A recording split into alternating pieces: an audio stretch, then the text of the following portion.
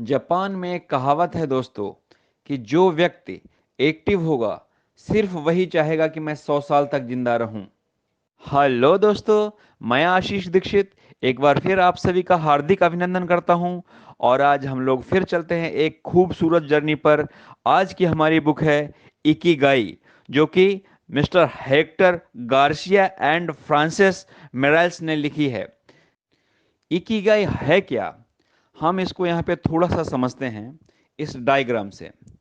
दोस्तों, आपसे बहुत लोगों ने कहा होगा कि आपका जो भी पैशन हो, अगर आप उस पैशन को ढूंढ के काम करो तो आपको सक्सेस मिलेगी। बहुत लोगों ने कहा होगा कि जिस काम में आप अच्छे हो वो काम अगर करो तो उसमें आपको सक्सेस मिलेगा।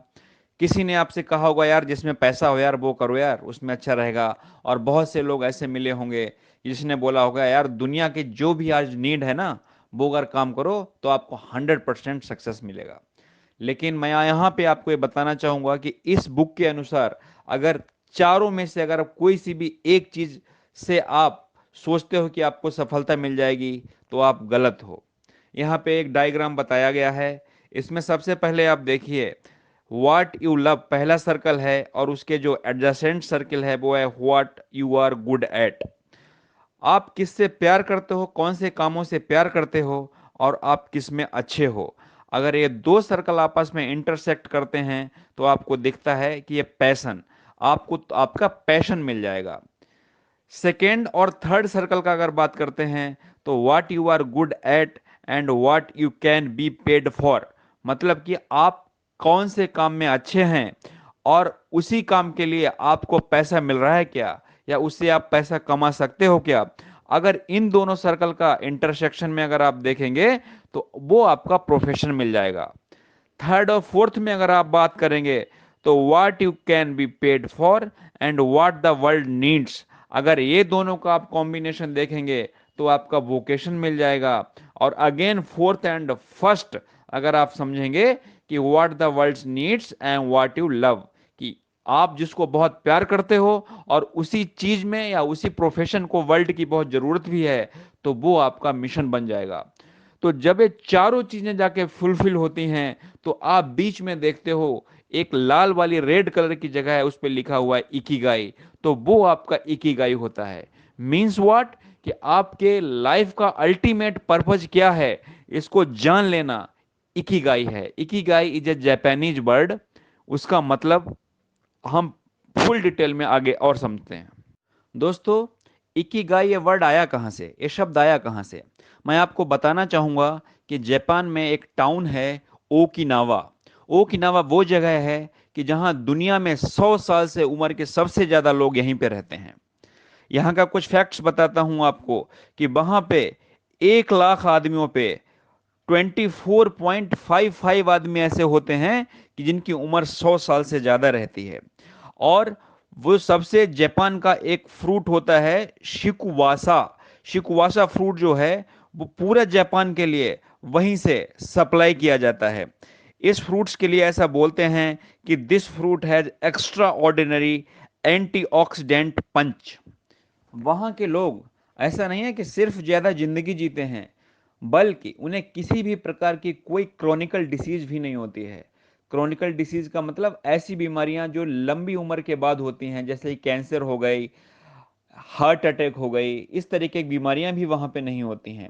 और उनका जब ब्लड टेस्ट हुआ उन लोगों का तो उसमें जो एजिंग फैक्टर वाले सेल्स रहते हैं वो भी कम पाए गए एक आम आदमी की तुलना के अनुसार। ये सब होता है, इसके मेन जो रीजन है, उसके मेन दो रीजन है यहाँ पे बताए गए हैं। आगे हम इसको डिटेल में और डिस्कस करेंगे कि उनका डाइट क्या है, खान पान क्या है, स्टाइल क्या है, वो अलग है। बट मेन जो है वो दो चीजें हैं। एक वहां की भाषा में बोला जाता है हारा हाची बू। इसका मतलब ये होता है कि वो लोग खाना खाते समय जब 80% फुल हो जाते हैं ना, उसके बाद खाना खाना छोड़ देते हैं। अभी आप सोचोगे कि 80% कैसे होता है या पता कैसे चलता है, तो इसका कोई पैरामीटर नहीं होता है, बट डेफिनेटली जब भी उन्हें लगता है कि बस अब हमारा पेट भरने वाला है, दैट मीन्स एक सिग्नल जैसे ही मिलता है कि हमारा पेट भरने वाला है, उसके बाद वो खाना छोड़ देते हैं। इन शॉर्ट, हमारे यहाँ जैसे बाद में हमें स्वीट डिश लाओ, हमें फ्रूट लाओ, या हम कुछ और पीते हैं, पेय पदार्थ पीते हैं, छाछ पीते हैं, तो वो चीज़ वो वहाँ के लोग नहीं करते हैं। इस तरीके से वो वहाँ पे कम खाते हैं। दूसरा, उनके जो खाने का स्टाइल है, वो 5 प्लेट एक बार में मँगाते हैं, 5 प्लेट्स, और उसमें थोड़ा-थोड़ा सा सर्व करते हैं, जिससे कि ऑटोमेटिक वो कम खाते हैं।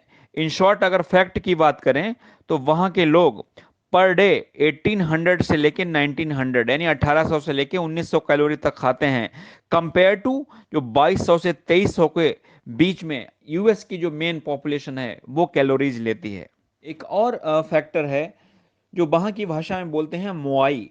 मोआई का मतलब होता है close bond with local communities. वहाँ की जो कम्युनिटीज होते हैं वो कम्युनिटीज ऐसे बनाते हैं कि हर महीने कुछ न कुछ पैसा इकट्ठा करते हैं, हर कोई पैसा देता है, बाद में उसी पैसे से वो या तो गेट टुगेदर करते हैं, अपनी पार्टी करते हैं, इंजॉयमेंट करते हैं, और अगर पैसा बचता है तो उसमें से उस ग्रुप में से जो कोई भी नीडी अगर आदमी रहता है तो वो पैसा उसको दिया जाता है। इससे क्या होता है, एक तो उनका एन्जॉयमेंट फुल होता है, एंटरटेन रहता है, मोनोटोनस लाइफ नहीं रहती है, प्लस एक सेंस ऑफ सिक्योरिटीनेस आ जाता है ऑटोमेटिक, कि जिससे उन्हें लगता है कि अगर हम कल को एकदम कोई परेशानी में फंस गए फिनेंशियली या किसी भी तरीके की, तो हमारा ग्रुप हमारी हमारी हेल्प के लिए खड़ा है। अगर हम उनके जनरल रूटीन पे बात करेंगे, तो वो लोग पर डे कम से कम 20 मिनट तो टहलते हैं। सेकेंड पॉइंट, वो हमेशा एलिवेटर जो है उसको अवॉइड करते हैं, अपने पैरों से चल के जाते हैं।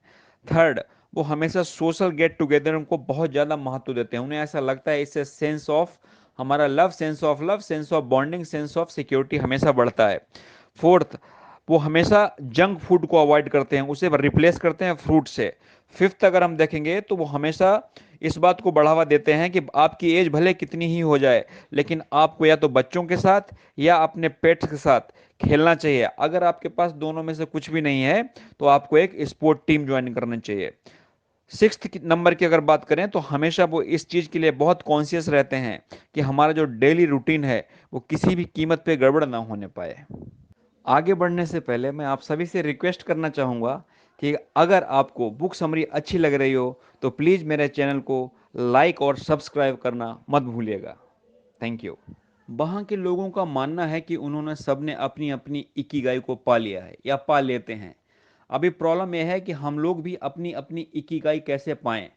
आपने देखा होगा जो भी बड़े बड़ी सेलिब्रिटीज हैं या जिन्होंने अपने जीवन में बहुत कुछ अच्छा हुआ है, नॉर्मली उन सब ने अपनी अपनी इकिगाई पाली होती है। इकिगाई का मतलब अगर हम एक एग्जांपल देखेंगे, फॉर एक एग्जांपल ले लेते हैं सचिन तेंदुलकर।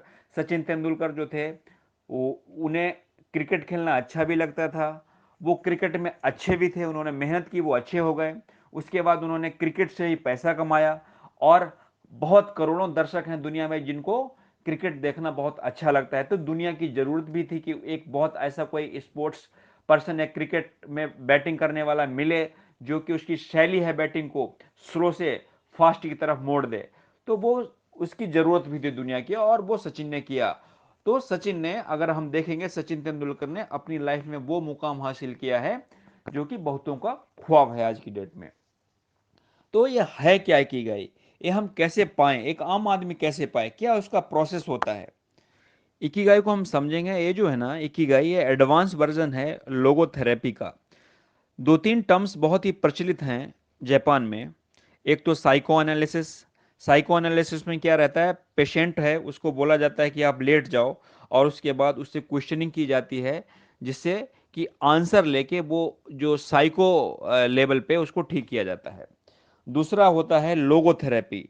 लोगोथेरेपी में पेशेंट को एकदम सीधा स्ट्रेट बैठने के लिए बोला जाता है, और उसमें पहला क्वेश्चन किया जाता है कि why do you not commit suicide, कि अगर आपके साथ कुछ गलत हुआ तो आपने आत्महत्या क्यों नहीं की।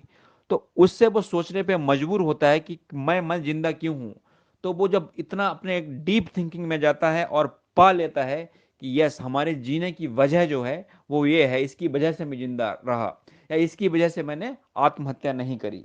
तो यहाँ पे अगर हम देखेंगे तो जो की पॉइंट है इस थेरेपी में वो क्या रहता है कि it do not create the meaning of life, rather it helps to discover. ऐसा नहीं है कि आपके लिए कोई नया मीनिंग क्रिएट करता है, वो मीनिंग आपके अंदर ऑलरेडी छिपा हुआ है, बस इस थेरेपी से उसको बताया जाता है। इसमें बहुत सारी बुक में केस स्टडीज दी हुई हैं इसके लिए। मैं यहाँ पे आपको एक दो केस स्टडीज बताता हूँ। एक लेडीज जिसके कि दो बेटे थे, उसमें एक बेटा पैरालाइज्ड था और दूसरा नॉर्मल बेटा था, वो मर गया किसी कारण की वजह से। तो वो लेडीज थी इतनी ज़्यादा डिप्रेस्ड हो गई कि उसने अपने आप को और अपने बच्चे को मारने की कोशिश की, लेकिन कैसे न कैसे वो बच गई और उसे हॉस्पिटल लाया गया। उसके लिए लोगोथेरेपी बेस्ट था उस समय के हिसाब से जापान में। तो उसके सामने एक और लेडीज को लिटाया गया और उससे पूछा गया कि आप इमेजिन करो कि आप एक बेड पे लेटी हुई हो, पूरी तरीके से प्रॉस्पर हो, हेल्दी हो, लेकिन आपके कोई औलाद नहीं है, आपके कोई बच्चा नहीं है। तो उसने आंखें बंद करके, जो दूसरी लेडी थी, महसूस किया और रोने लगी, नहीं नहीं, मेरी जिंदगी को कोई मकसद नहीं है, भले मुझे पैसा मिले कि ना मिले, लेकिन औलाद मुझे होने चाहिए, मैं ऐसा इमेजिन भी नहीं कर पा रही हूँ। वो लेडीज जाने के बाद इस लेडीज जिसने कि आत्महत्या की कोशिश की थी, उससे वही सीन अपने दिमाग में क्रिएट करने के लिए कहा गया और इमेजिन करने के लिए कहा गया कि आप सपोज डेथ बेड पे हैं और सोचो कि आपके पास सब कुछ है, लेकिन आपके पास आपका जो बचा हुआ बच्चा भले पैरालाइज्ड है, वो नहीं है। तो उसने ऐसा जब इमेजिन किया तो एकदम ऊपर से नीचे तक सिहर गई और बाद में उसको अपने जीने का रीजन मिल गया कि मैं क्यों मरने चली थी, मेरा तो जीवन का जो उद्देश्य है या जो पर्पज है वो मेरा बच्चा है, मैं बच्चे को जो भी बना पाऊंगी वो बनाऊंगी और उस रीजन से मैं अपनी जिंदगी जीऊंगी। दूसरा एग्जाम्पल है, एक डॉक्टर थे जिनकी की वाइफ, जिनको बहुत प्यार करते थे डॉक्टर साहब, वो मर गई। तो इतने ज़्यादा डिप्रेशन में रहने लगे, 1-2 साल से उन्हें कुछ अच्छा नहीं लगता था, खाना कायदे से नहीं खाते थे। तो उन्हें भी इस लोगोथेरेपी के लिए लाया गया। तो उससे सिर्फ एक क्वेश्चन किया गया कि आप अपनी बीवी से बहुत प्यार करते थे? तो बोला हाँ, मैं बहुत प्यार करता था। कि आप इमेजिन करो कि आप अगर वो नहीं मरती, आप मर जाते पहले, दोनों में से कोई ना कोई, किसी न किसी को तो पहले मरना था। तो सपोज उसकी जगह पे आप मर जाते तो उसका क्या हाल होता। तो उसने दिमाग में इमेजिन किया, वही सीन क्रिएट किया कि अगर मैं नहीं होता तो वो कैसे दर दर की ठोकरें खा सकती थी, कोई हेल्प करने वाला नहीं होता था, या क्या होता पता नहीं तो होता था। तो डॉक्टर जो था वो अंदर से सिहर गया। तो बोला तो उसकी हालत बहुत खराब हो जाती थी। तब जो यहाँ के डॉक्टर थे उन्होंने बताया कि ये सोचो कि आपने उसकी लाइफ को अच्छा करने के लिए उसे पहले जाने दिया अपने से। तो एक तरीके से इसका जो प्राइस है, कम से कम आप अच्छी बच्ची खुची जिंदगी को अच्छे से गुजारने में करिए। उसे अपना इकिगाई मिल गया, वो चला गया। इसके बाद इसमें एक और थेरेपी बताई गई है, मोरिता थेरेपी। मोरिता थेरेपी में जो पेशेंट है ना, उसको पहले 5 से 7 दिन आइसोलेशन में रखा जाता है। उसके जो भी इमोशंस आते हैं, जो भी करना चाहता है, एक ही कमरे के अंदर करता रहे। फिर दूसरा जो रहता है, दूसरा स्टेज, उसमें जो लाइट ऑक्यूपेशनल थेरेपी रहता है, वो भी 5 से 7 दिन रहता है। वो उसमें वो बाहर जा सकता है, छोटा मोटा काम कर सकता है, बट किसी से बात करने की इजाजत नहीं रहती है। तीसरी स्टेज में ऑक्यूपेशनल थेरेपी बोलते हैं, उसमें भी 5 से 7 दिन वो बाहर रहता है और जैसे गार्डनिंग हो गया, पेंटिंग हो गया, ड्राइंग हो गया, कर सकता है, और अपने रिलेटेड टास्क से अगर किसी से बात करना चाहता है तो बात भी कर सकता है। फिर जाके फोर्थ स्टेज में उसको नॉर्मल लाइफ में वापस लाया जाता है। इस दौरान वो इतने ज्यादा इमोशन से गुजर चुका होता है कि उसे अपना इकिगा या लाइफ का पर्पज मिल चुका होता है कि अल्टीमेट वो जिंदा क्यों है। और इस लाइफ में, यानी कि जो 28 डेज के बाद का फेज रहता है और पहले के फेज में बहुत डिफरेंस आ चुका होता है और वो लाइफ जीने लगता है। अभी आपको काफ़ी हद तक आइडिया आ गया होगा कि इकिगाई क्या है। ये सारी थेरेपीज का एडवांस स्टेज ही इकिगाई है। इकिगाई का मतलब ये होता है कि हमें अपने लिए वो काम पता हो जाना कि हम इसी के लिए इस पृथ्वी पे आए हैं, इस अर्थ पे आए हैं। कई बार ऐसा होता रहेगा कि आपको कोई ना कोई काम तो ऐसा अच्छा लगता रहेगा कि आप एकदम उसमें खो जाते हो। आपको टाइम का पता ही नहीं चलता है कि क्या हो गया, कहाँ जा रहा है टाइम, 2 घंटे बीत गए कि 4 घंटे बीत गए। आप सपोज आपका सिंगिंग गुनगुनाना बहुत अच्छा लगता है और आप गा रहे हो तो आपको नहीं पता चलता, एहसास ही नहीं होता है कि टाइम कहाँ चला गया। आप ड्राइंग में, आप पेंटिंग में बहुत अच्छे हो कभी कभी और लगातार करते चले जाते हो, आपको एहसास ही नहीं होता कि मैं थक गया हूँ या टाइम जा रहा है या 2 घंटा हो गया कि 4 घंटा हो गया। तो इकिगाई का मेन जो मतलब होता है वही होता है कि हमें वो चीज अपने लाइफ के लिए पता कर लेना है कि हमारे लिए ऐसा क्या बना है जिसके लिए मैं इस पृथ्वी पर आया हुआ हूं। इसी को बोलते हैं इकिगाई। वहां पे जापान में इसको बोलते हैं कि going with the flow means you find the Ikigai. तो अभी हमने इकिगाई को समझ लिया है, और ये ऐसा नहीं है कि आपने किसी एक काम करने से हो जाएगा। इसमें सपोज आपको लगता है कि आप 10 काम में अच्छे हो, 10 काम आप में अच्छे हो सकते हो, तो हर एक को ट्राई करते चले जाओ, ट्राई करते चले जाओ। ट्राई कर, कई लोग ऐसे रहते हैं जिन्हें अपने जिंदगी भर इकिगाई नहीं मिलता है, बट ये बहुत ज्यादा प्रैक्टिस से मिलता है। लाइक मसल्स, जितना आप जिम में जाओगे, एक्सरसाइज करोगे, उतनी आपकी मसल्स स्ट्रांग होगी। सेम लाइक कि आप जितनी ज्यादा प्रैक्टिस करते चले जाओगे, एक नहीं, दूसरा, दूसरा नहीं, तीसरा ट्राई करते चले जाओगे, और इस वे में आपको अपना इकिगाई जल्दी मिलेगा। अभी हम बात करते हैं मिरेकल डाइट ऑफ ओकिनावा की वहां के लोग ऐसा क्या खाते क्या हैं कि पर्टिकुलर जो वहां पे जो उनका इकिगाई है उन्हें ढूंढने में बहुत हेल्प करता है। अभी हम बात करेंगे ओकिनावा के लोगों की डाइट की, कि वो ऐसा क्या खाते हैं जिससे उन्हें उनका इकिगाई जल्दी मिल जाता है। तो मेन मैं यहाँ पे कुछ पॉइंट आपसे बताना चाहूँगा, कि सबसे पहले तो कि वो वैरायटी खाने की खाते हैं। जनरली एज एन एवरेज अगर देखते हैं तो पर डे 18 डिफरेंट फूड खाते हैं पर डे। दूसरा, ऑलरेडी मैं बता चुका हूं आपको कि 5 सर्विंग, यानी 5 बार कम से कम वो दिन में फ्रूट या वेजिटेबल्स खाते हैं। थर्ड, अगर हम बात करेंगे, वहां का जो मेन ग्रेन है वो राइस है। वो लोग राइस जो है वो पर डे खाते हैं। ओकिनावा का मेन फूड जो है वो राइस है। वो शुगर कभी नहीं खाते हैं। अगर हम अगला पॉइंट की तरफ जाएंगे तो देखेंगे इसमें लिखा हुआ है, मेंशन है ये चीज, कि वहां के लोग शुगर किसी भी फॉर्म में खाते ही नहीं है, अवॉइड करते हैं। 15 जो है वो मेन फूड लिखे हैं जो वहां के लोग खाते हैं, बट मैं 6 या 7 उठा रहा हूं, क्योंकि वो लोग हम जानते हैं। बाकी वो जापानीज के फूड हैं तो उसके बारे में अपने को इतना पता नहीं है। अगर डिटेल में जाना चाहो तो आपको फिर बुक पढ़नी पड़ेगी। तो जो मेन फूड है वो है वहां के टोफू, कैरेट, गोया, गोया मतलब बोलते हैं हम करेला, bitter melon. Fourth, cabbage, onion, soya के स्प्राउट, एंड जैस्मिन टी।